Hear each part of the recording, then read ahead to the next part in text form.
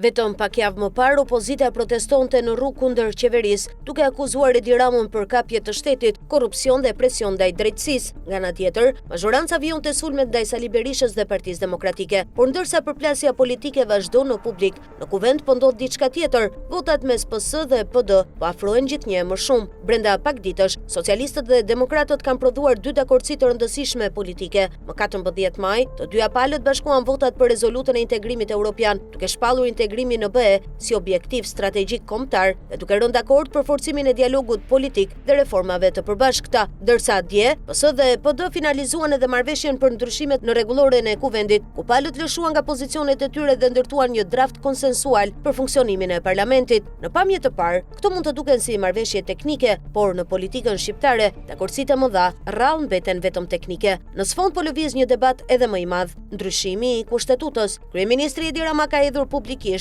idenë për reduktimin e numrit të deputetëve nga 140 në 100, ndërsa në Komisionin e Reformës Zgjedhore, socialistët dhe demokratët kanë pranuar për herë të parë se ndryshimet në sistemin elektoral mund të kërkojnë ndërhyrje kushtetuese. Damian Gjiknuri e tha hapur se një reformë e tillë nuk bëhet pa dakordsi politike, ndërsa Oert Bylyk Bashi pranoi se sistemi aktual proporcional është toksik dhe ka deformuar pluralizmin politik. Kjo është pika ku nis të ringjallet hija e vitit 2008. Aso kohë Edi Rama dhe Sali Berisha votuan bashkë ndryshimet kushtetuese që prodhuan sistemin proporcional rajonal, një formulë që për vite me radhë forcoi dominimin e PS dhe PD dhe dobësoi partitë e vogla. Sot, pas 18 vitesh, të njëjtët protagonist po afrojnë sërish votat për tema që prekin direkt arkitekturën politike dhe institucionale të vendit. Dakordsia për rezolutën e integrimit ishte sinjali i parë, marrëveshja për rregulloren e kuvendit duket si sinjali i dytë. Të dyja së bashku po ushqejnë dyshimet se PS dhe PD mund të jenë duke përgatitur terrenin për një marrëveshje më të madhe politike. Në qarqet politike po diskutohet gjithnjë më shumë